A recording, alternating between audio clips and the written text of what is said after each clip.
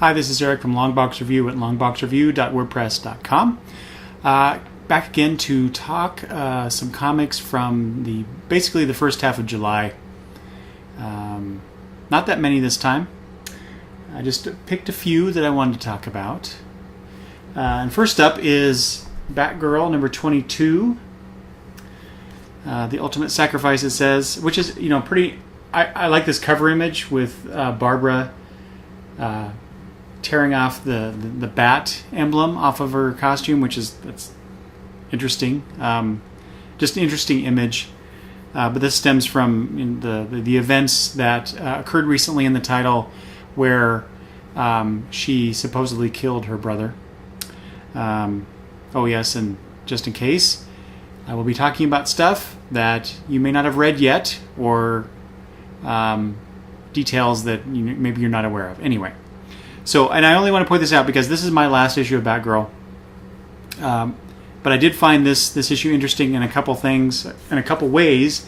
First of which, Barbara goes on a date with the character that showed up early on in the series, whose leg got cut off or tore off or chewed off. I don't remember which one it is, but he turns out to be not such a bad guy. So she goes on a date with him, which that was kind of interesting. But in the end, here is what really drew me in. So Jim Gordon is talking with Batman on top of Gotham's police department's roof, and Jim tells Batman that he will find Batgirl, which means that there's been some debate, I think, in some circles, and in my own mind, that Jim Gordon, did he know that Batgirl was his daughter or not? That makes it very clear that he does not know this.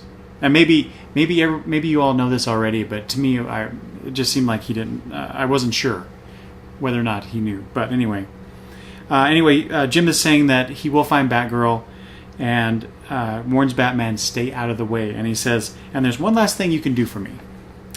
And Jim Gordon sucker punches Batman. So that was neat. I'm sure Bruce could have stopped him, but then again, Bruce isn't quite thinking straight given all the events going on in his very hectic life. So that was and then Jim Gordon says, that was for allowing a bright young girl who only meant well to follow in your damned footsteps. Her life, her freedom, all her potential are gone because you didn't tell her no. And I thought that was really interesting because, considering all of the young men that have been partnered with Batman, and you got Batgirl, Batwoman, you got all this, the Bat family, and it's because Bruce doesn't shut them down or prevents them from becoming what they do. That's a really interesting idea, and it's curious that other people in Batman's life don't try to capitalize on that situation, that potential guilt there. Anyway, so that's Batgirl. Just wanted to point that out. Next is this odd little thing. So a few months ago, I ordered on a whim, just because of one of the cover images, and it was a number one from a publisher that I wasn't familiar with, and so I just decided to get it. I didn't really pay attention to anything about it. There wasn't much in previews anyway about this title, but when I got it in my shipment, I was really surprised to see just how big this is, and that's the cover image that drew me in, that the cave woman with the white gorilla. And if you look, here's in comparison to a regular size comic, it's a little bigger. This is 5-color comics from Art of Fiction. This was $8.95 cover price. I got it cheaper than that with my discount. But you can also see, listen. You can see and listen. I don't know if you can hear that, but the pages are really thick, very, very thick. It's almost like a cardstock, and it's 5-color comics, so there's not a lot of variation in color here. This is actually a good page to show you. I don't know if the colors are going to come through very well, but very muted. Mostly, you see a lot of the background page color, which is kind of this tan color here, for the most part. And then we do get some white and actual, regular comic book colors there. So, the first part of this, the first and the last part, I'm not going to go into detail about this, but it's, especially the first story, it reminded me a lot of Mad Magazine meets heavy metal, sort of. And I didn't really care for it. It was not even mildly interesting, really. And then the White Gorilla Jungle Girl story was pretty, I don't know, not interesting either, because it's mostly about this group of jungle travelers in 1933 with a Nazi trying to find the white gorilla. Well, the white gorilla ends up finding them and just basically kills everybody. So, and that's how the story ends.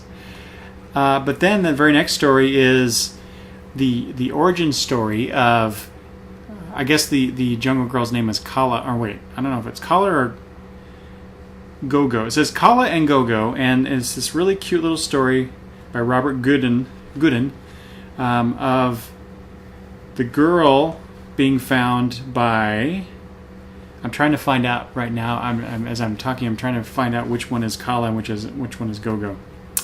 But the girl is found by a very young white gorilla. She's about ready to be pounced on by lions, and the gorilla saves her.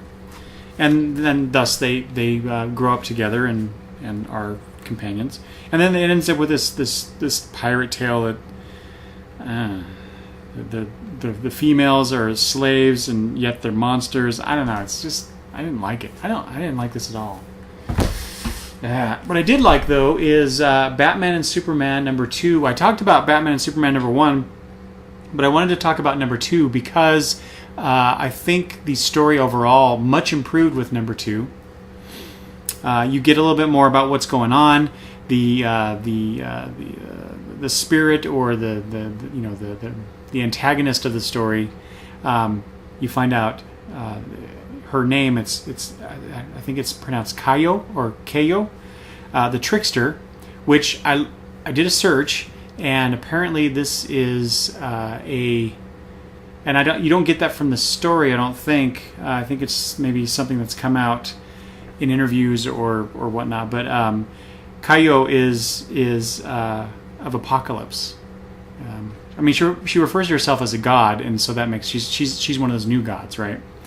Well, anyway, she's transporting Superman and Batman of Earth Prime or whatever the main DCU Earth, into Earth 2 and moving them here and there, and they're getting into fights with each other. That classic superhero trope.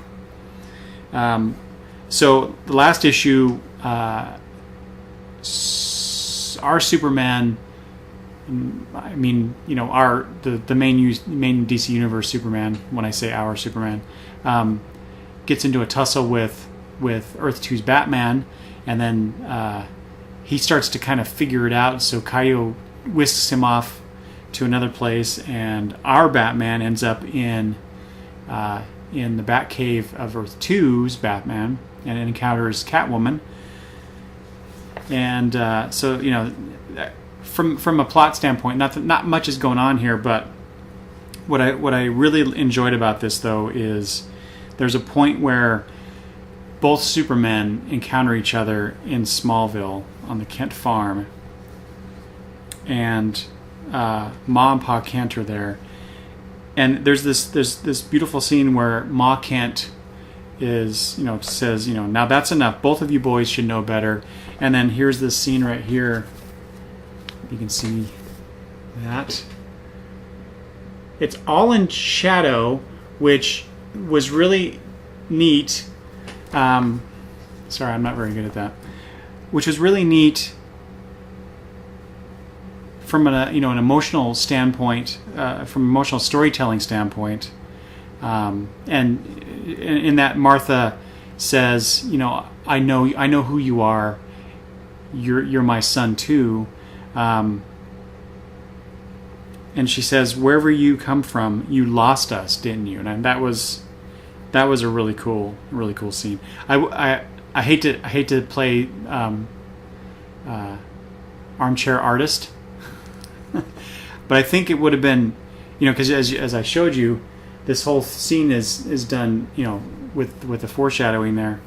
I think it would have been better if maybe those last two panels were in shadow and the rest weren't, to really get that emotional impact across. And speaking of the shadows, I noticed that especially this issue, there's a lot of shadow figuring. I'm not sure. A lot of use of just these black splotches on the panels, especially with the Batman stuff, which you kind of that kind of makes sense with Batman, but there's just a lot of it, and I'm not sure. I mean, it's obviously a conscious choice on Jay Lee's part, but is it because it was easier to do that? I hate to imply that he was perhaps lazy, but I can't tell from, again, a storytelling standpoint why you would use so much of this technique as Jay Lee does in this issue, when it really doesn't need it. So I don't know. I still like the look of it. It's just an interesting choice. And then there's just a lot of it in there. Oh, see, and then over right there, that ornate looking window dressing, I think. And then couple that with the stuff down at the bottom there with the bat, I guess the Earth 2's bat plane. It's just very similar, those two items there. So I like that kind of stuff. The design sense of this book is really neat. And you get to see a little bit of Gotham City, a little bit of Metropolis. You find out that the Supreme Court authorized cryo prisons, so you got the Joker, looks like the Creeper, Sinestro, Aquawoman, all locked up in these cryo prisons. So and they turned Arkham Asylum into an amusement park, which Bruce Wayne of Earth 2 thinks is maybe just a little too far, but the kids like it. And then Wonder Woman shows up. And our Superman meets Lois Lane, finds out that Earth 2 Superman and Earth 2 Lois Lane got married, and which he finds interesting because he and his Lois are just friends. Anyway, Wonder Woman shows up, and our Superman's a tiny bit tongue-tied, a little bit, gaga over Wonder Woman, and Wonder Woman then attacks Lois Lane, and you find out that Kaio is possessing her, just like Kaio possessed Catwoman in the previous issue. So, again, I like it. I liked it a lot. I'm really interested to see where Greg Pak takes this. I know Jay Lee is off soon on this. I'm not sure if he's coming back. I think he is, but I'm pretty sure that I heard that the artists are taking breaks, so that I guess because it takes them so long. I don't know. Anyway, I enjoyed the issue. Next up, Red Sonja #1. This is by Gail Simone and Walter Giovanni on the art, with colors by Adriano Lucas. And I just want to mention that because I like the colors in here, where especially there's a scene where Red Sonja is out in the forest and she's sleeping and there's a fire and everything is tinged red and orangish, and I thought I really like that. There's a nice consistent color palette for the scenes that we are reading. Okay, so but back up. So the story opens though with an army basically winning the war. It looks like, or at least this this battle, this city. Anyway, you get the sense that they've been fighting for a while against this enemy, and they've now conquered this enemy. And then they, in this prison, they encounter these two women survivors, one of which is Red Sonja. And this is King... Oh, wow. King Dimuth?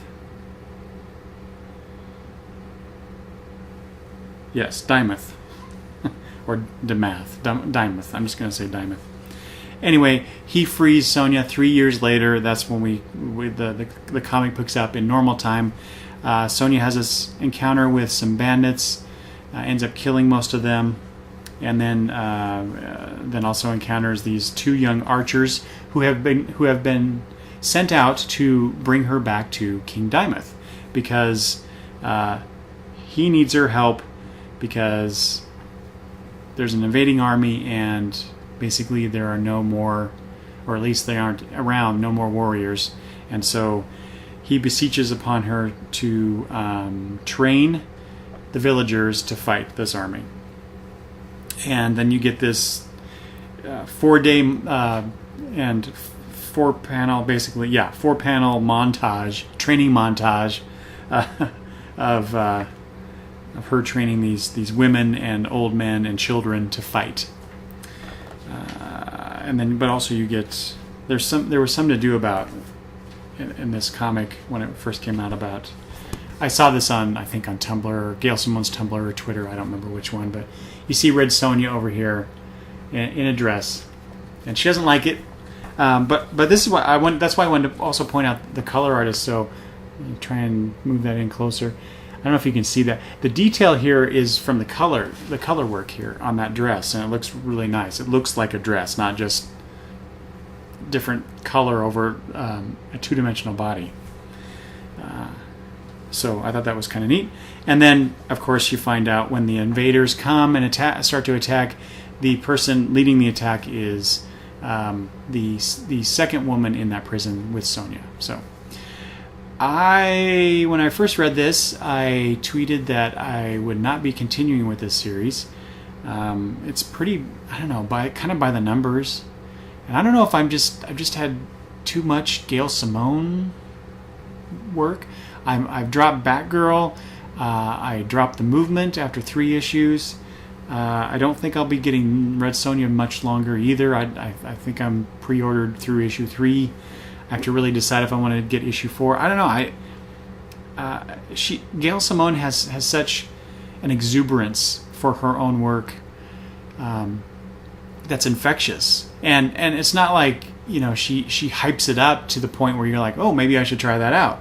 I mean, she has some stuff under her belt that's really good. Secret Six, her Birds of Prey stuff. I mean, there's others, but it's good work, and she's a good writer. It's just I don't know. Just lately, the stuff that she's been doing, I'm just not. I don't know. Not digging it. For some reason, I'm not really sure why. So if you're reading this, I'd really like to hear your opinion about that. Maybe I'm just being too harsh. I'm not sure. And then finally, I just want to ask, basically, is anybody reading this? I know Travis is, Mr. Oddfellow's thoughts. This is Scarlet by Brian Michael Bendis and Alex Malev. This was a comic that, let's see here, it started in 2010, and we got 5 issues, and it's published bi-monthly, but we got 5 issues up through May of 2011, and then we didn't get number 6, and this issue here that I'm talking about is issue 7, we didn't get issue 6 until almost 2 years later, so April 2013, and then number 7 now came out just recently. And I'm pretty sure that those are... Shoot, I should have checked this. I think those are cover dates. Yeah, those are cover dates. Anyway, so if you're not familiar with this, Scarlet is the story of Scarlet. can't remember her last name, but she has a really bad day involving some corrupt cops. They end up killing her boyfriend and almost killing her, and she comes back and basically murders these cops and starts this manhunt for her. But she also incites this movement in Portland. It's set in modern day Portland, Oregon. It's an interesting premise, which drew me in, plus the team of Bendis and Malev coming off of Daredevil to do this. And quite frequently, the characters break the fourth wall and talk directly at us, the reader, which I find interesting in the things that they say. But I really wonder where this is going and how far it can conceivably go.